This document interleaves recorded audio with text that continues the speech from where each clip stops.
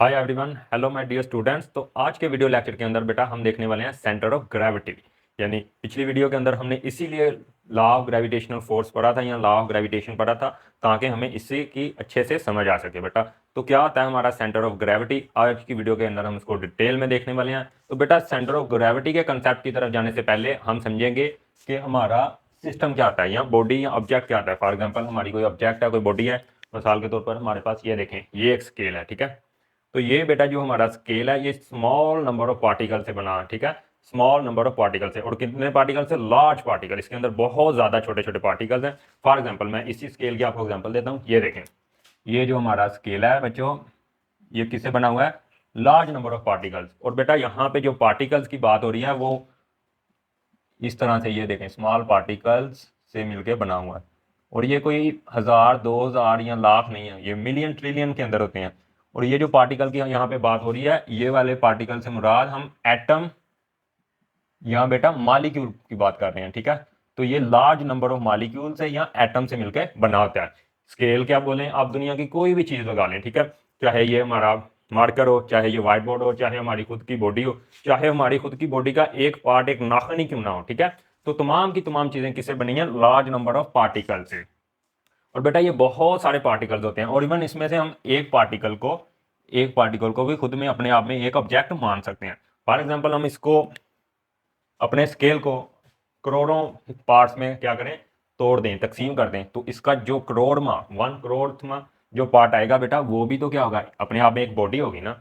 तो वो भी क्या होगा? एक ऑब्जेक्ट होगा, एक बॉडी होगी, ठीक है। तो इस तरह से हमारी तमाम के तमाम जितने भी ऑब्जेक्ट्स हैं, तमाम के तमाम किससे मिलकर बने होते हैं? लार्ज नंबर ऑफ पार्टिकल से, ठीक है बेटा।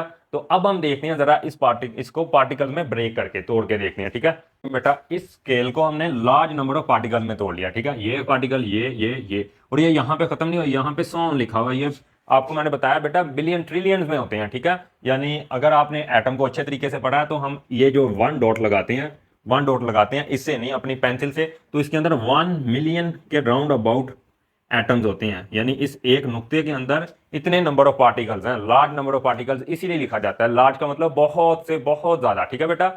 ओके, तो अब देखें बेटा, इसकी तरफ आए अपने। तो हमने इसको फर्ज करें तोड़ लिया।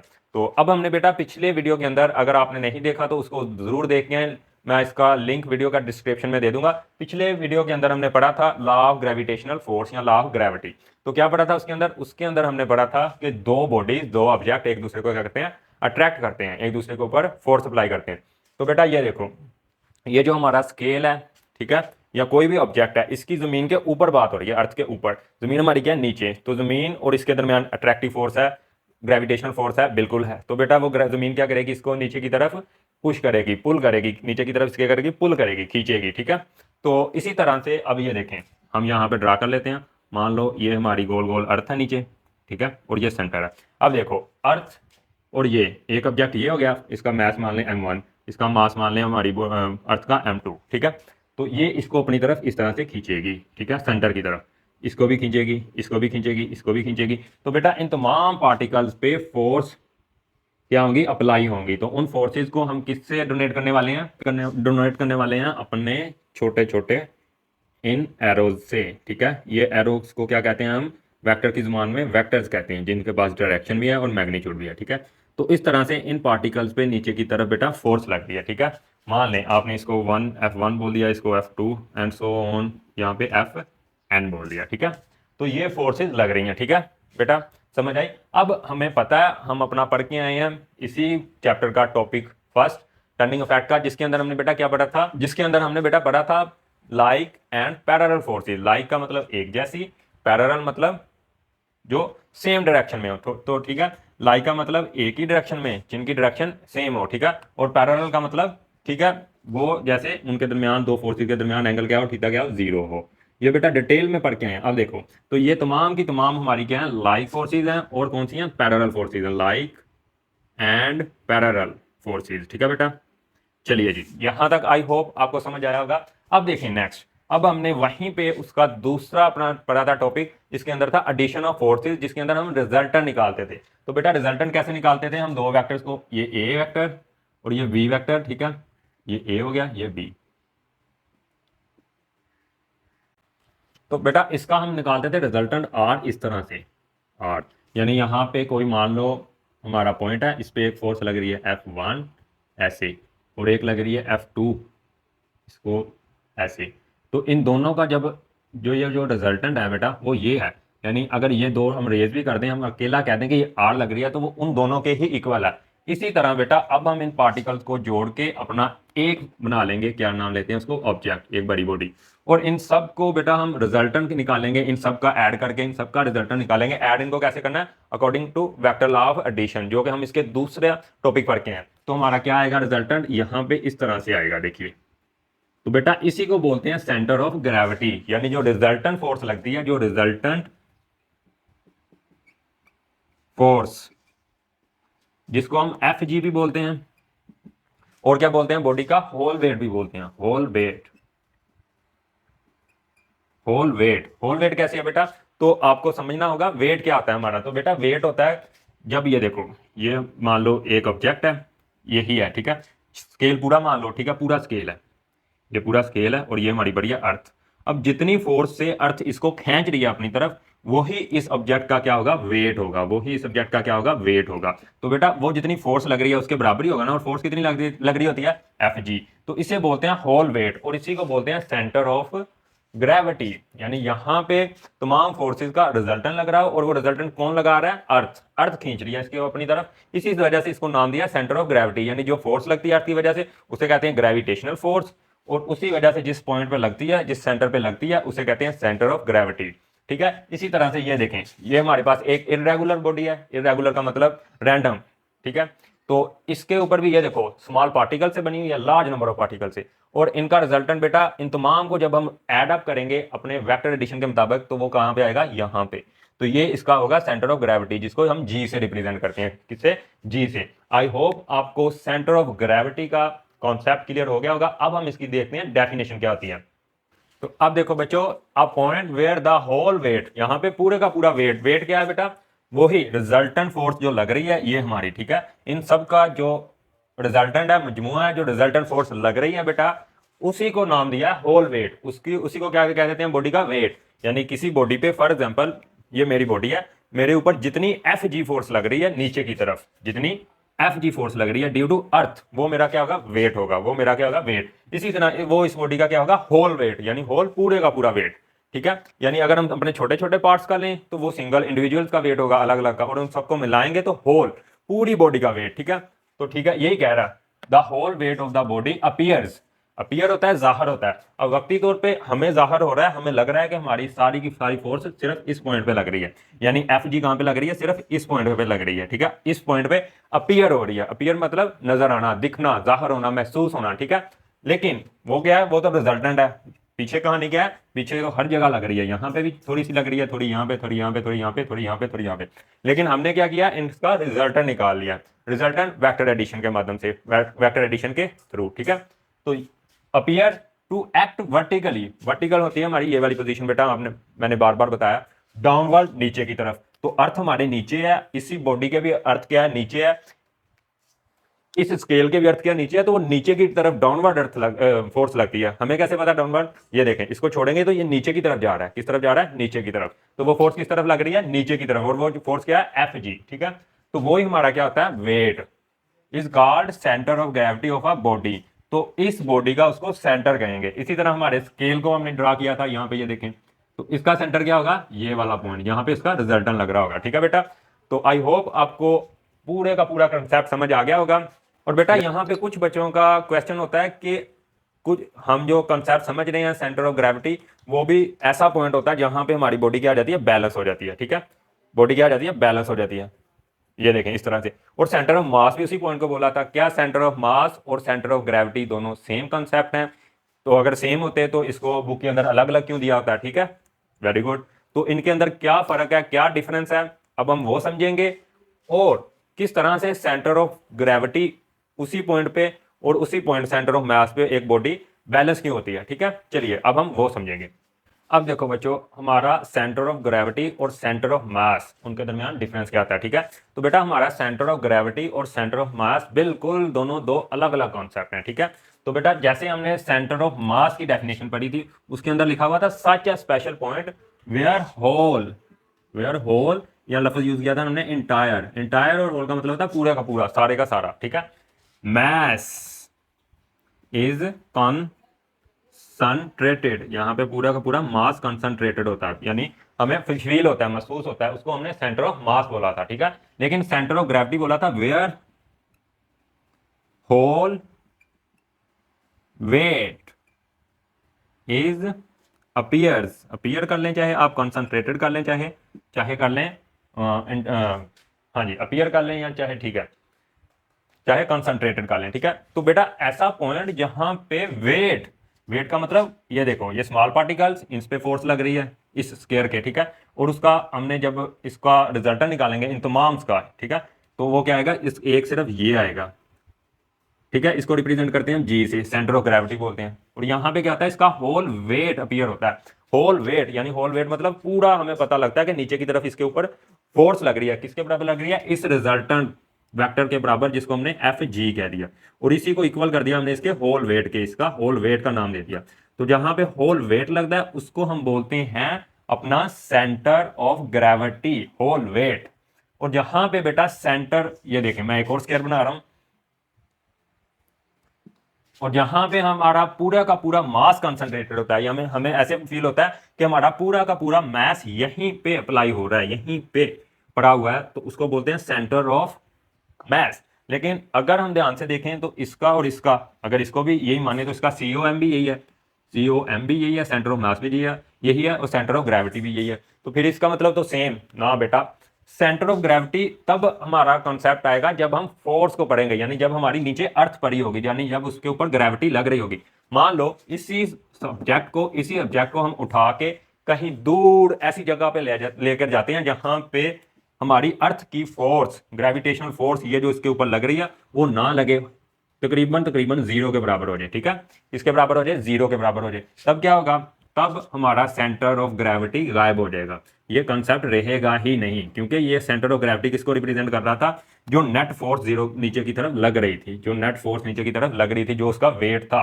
और वहां पे वो क्या हो जाएगा, जहां पे हमारी ग्रेविटी लेस जगह होगी, ठीक है, वहां पे क्या होगा, वहां पे उसका बेटा जो होगा मैस तो होगा, ठीक है, चीज का वजन होगा, ठीक है। वजन मतलब उसके अंदर कंटेंट ऑफ पार्टिकल्स, कितना पार्टिकल्स, कितना मवाद भरा हुआ, तो वो तो होगा, मास तो होगा, तो मास होगा तो सेंटर ऑफ मास भी होगा। लेकिन यहाँ पे वेट नहीं होगा, क्योंकि वेट क्या थी, हमारी फोर्स जो अर्थ की वजह से लग रही थी, जो जमीन की राउंड, जब जमीन के आप राउंड में होते थे, जमीन के इर्द गिर्द होते थे, तब लग रही थी। लेकिन अब क्या हुआ हमारा, हम ऐसी जगह पे चले गए जहां पे ग्रेविटी मौजूद ही नहीं है, जहां पे फोर्स मौजूद ही नहीं है, तब क्या होगा, सेंटर ऑफ ग्रेविटी।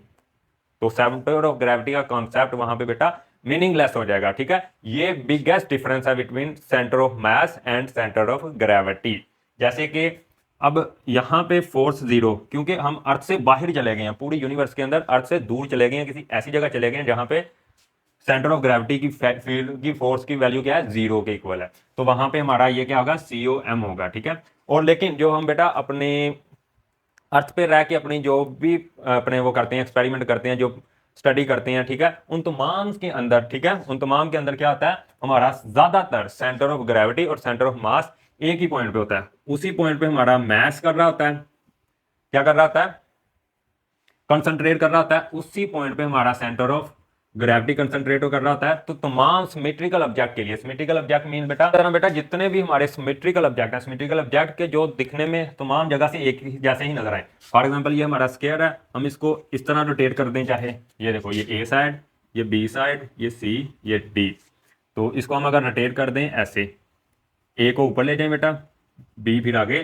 C ऐसे, D आगे। लेकिन ये अगर हम इनको नाम इसके रेज कर दें, ये देखें, ये सारे के सारे नेम रेज कर दें, तो हमें ये सिमेट्रिकल नजर आ रहा है, एक जैसा नजर आ रहा है। लेकिन ये हमने इसका चेंज करके बनाया, तो ये देखें, इसी तरह हम अपना ये दायरा है, इसके 3 पार्ट करते हैं, इसको A कह दें, इसको B कह दें, इसको C कह दें, और फिर इस तरह इसको रोटेट करके बनाएं ऐसे। A कहाँ पे चलेगा, यहाँ पे चला जाएगा, B कहाँ पे आ जाएगा, यहाँ पे आ जाएगा, C यहाँ पे, तो इस तरह अगर हम इसको भी रेज करते हैं पॉइंट्स को, तो हमें ये फर्क महसूस ही नहीं होगा, इस सर्कल के दरमियान और इस सर्कल के दरमियान फर्क महसूस ही नहीं होगा। तो इसका सेंटर यहाँ पे, इसका ज्योमेट्रिकल सेंटर यहाँ पे, और जो सिमेट्रिकल शेप्स के अंदर उनका ज्योमेट्रिकल सेंटर होता है, यानी जो ज्योमेट्री के हिसाब से सेंटर होता है, वो ही उनका सीओएम सेंटर ऑफ मास ही होता है, वो ही उनका सीओजी सेंटर ऑफ ग्रेविटी भी होता है। यानी इसका सेंटर ऑफ ग्रेविटी ये, इसका सेंटर ऑफ मास ये, इसका भी ये, इसका भी ये। और इसी तरह ये हमारी एक रेक्टेंगुलर शेप है, इसका यहाँ कहीं होगा। इसी तरह ये हमारी ट्राइंगल है, इसका यहाँ होगा, ठीक है। और इसी तरह से अगर हम कोई अपना,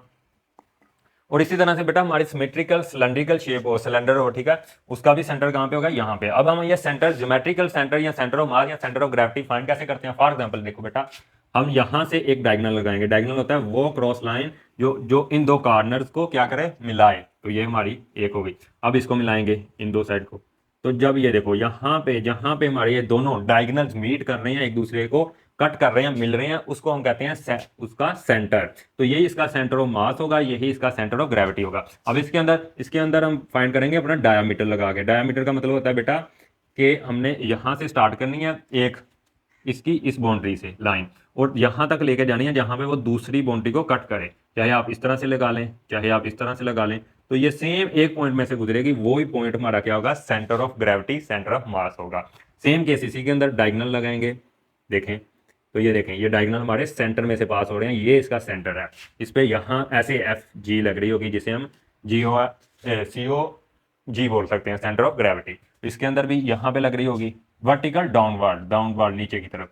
इसी तरह इसके अंदर, इसी तरह इसके अंदर बेटा, और इसी तरह इसके अंदर। अब हम सिलेंड्रिकल के अंदर कैसे फाइंड करेंगे, ये देखो, ये जो सर्कल है, पहले इसके अंदर दो डायमीटर बनाएंगे, एक ये, एक ये। इसी तरह इसके अंदर एक ये, एक ये। अब ये देखो, इनका सेंटर, इसका सेंटर, इसके सेंटर में से एक लाइन पास कराएंगे इस तरह से, और इसका ये जो मिड पॉइंट होगा, हाफ होगा, ये वाला हाफ पॉइंट होगा, वो इसका क्या होगा, सेंटर ऑफ ग्रेविटी या सेंटर ऑफ मास होगा। तो बेटा ये पॉइंट बिल्कुल 100% एग्जैक्टली ट्रू है कि जितनी भी हमारी सिमेट्रिकल शेप्स हम पढ़ते हैं, या इररेगुलर शेप, इररेगुलर होती है जो सिमेट्रिकल ना हो, सिमेट्रिकल के उलट, ठीक है।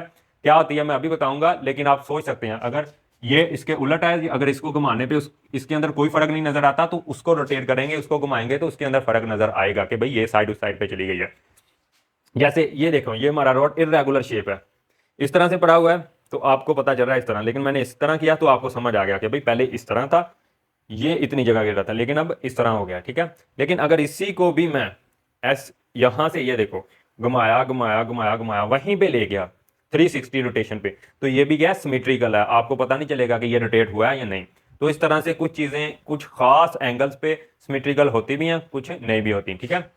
चलिए जी, तो इसी तरह से बेटा इस हम ट्राइंगल का सेंटर ऑफ माइनस करने के लिए ये जो हमारी साइड्स मीट कर रही हैं, इनके दरमियान में से लाइन खींचेंगे, और इसको कहते हैं एंगल के दरमियान में से। ये देखो, इस साइड के दरमियान में से, इस साइड के भी दरमियान में से, तो ये देखो, ये जहां पे मीट कर रही है वो हमारा सेंटर ऑफ मास या सेंटर ऑफ ग्रेविटी है। चलिए बेटा, अब हम देखते हैं अपना दूसरा कॉन्सेप्ट कि हम किस तरह से सेंटर ऑफ ग्रेविटी या सेंटर ऑफ मास फाइंड कर सकते हैं इररेगुलर शेप्स का, ठीक है।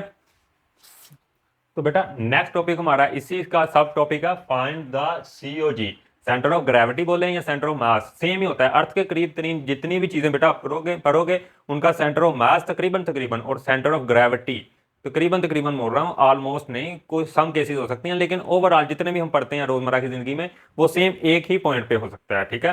तो वो बोलेंगे, तो हम इररेगुलर शेप का सेंटर ऑफ मास या सेंटर ऑफ ग्रेविटी किस तरह फाइंड करते हैं, यूजिंग प्लम लाइन, ठीक है। तो प्लम लाइन कहते हैं बेटा, हमारे पास एक रोप होती है, रस्सी, ठीक है, उसको हम ऐसे ऊपर से हाथ से पकड़ के या किसी सपोर्ट से लटकाते हैं, ऐसे बिल्कुल सीधी, और उसके नीचे, और उसके बेटा यहाँ पे, और इसके बेटा यहाँ पे नीचे एक लाटू सा बना होता है, जो किसका होता है, ब्रास, यानी ब्रास बोलते हैं पित्तल को, ठीक है, ब्रास का या फिर लेड का, ठीक है। तो ब्रास पीतल का या लेड का। तो बेटा ये लड़का होता है, इसकी मैं पिक्चर भी शो कर दूंगा उसके ऊपर, स्क्रीन के ऊपर। और ये बेटा ज्यादातर ये जो हमारे मिस्त्री वगैरह आते हैं, ये जो मकान वगैरह बनाते हैं, उनके पास होता है, वो ऐसे इसको लटका के अपनी वो लेवल चेक कर रहे होते हैं, यानी सेंटर ऑफ ग्रेविटी वगैरह वही।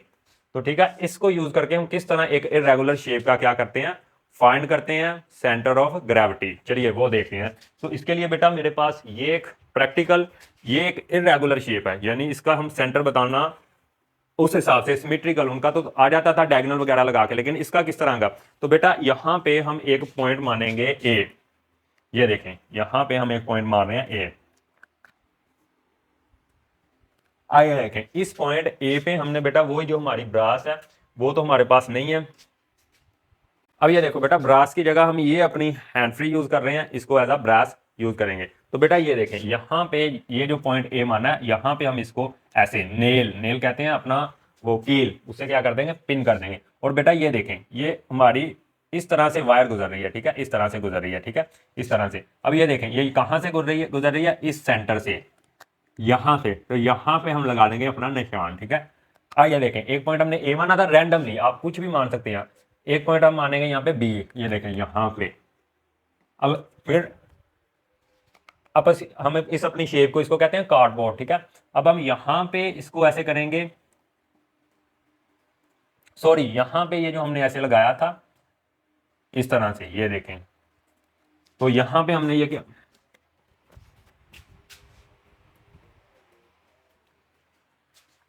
तो यहां पे हमने इसका क्या करना था, एक लाइन खींच देनी है, लाइन, ठीक है। ये देखो इस तरह से हमने अपने प्लम लाइन को पकड़ना है, यहां से इस तरह लटकाना है, यहां पे बल्कि उसको नेल कर देना है, बांध देना है, किससे कील वगैरह लगा के फिक्स कर देना है, और इसको भी। और यहां पे हमने लगा देनी है इस तरह से सीधी लाइन, सीधी लाइन बेटा। ये देखें अब हमने बेटा कोई भी पॉइंट लेना बी रैंडमली। अब हमने ये पॉइंट रैंडमली बी ये ले लिया। अब हमने यहाँ पे इसी सेम प्लम लाइन को क्या करना है, ऐसे नेल के साथ फिक्स कर देना है इस तरह से, जैसे मैंने अपने हाथ के साथ किया। और यहाँ पे हमने फिर जहां से ये गुजर रही है ये लाइन लगा देनी।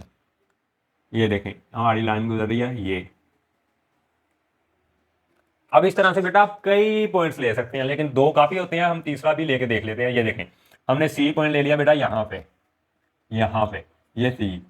अब हमने यहां से इसको किया नेल और यहां से लाइन की ड्रा अपनी बेटा, देखें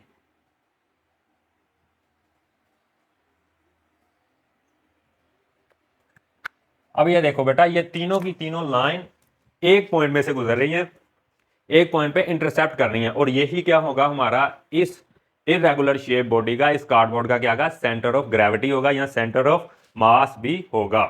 तो यहां पे ये हमारा क्या करेगा, ये खुद को ये देखें बैलेंस करेगा, यहां पे क्या करेगा ये देखें बैलेंस कर रहा है उसी पॉइंट पे, ठीक है, उसी पॉइंट पे। तो इस तरह से हम फाइंड करते हैं किसी भी इरेगुलर शेप बॉडी का centre of gravity with using plum line, ठीक है। तो आज का हमारा ये टॉपिक हो रहा है कंप्लीट।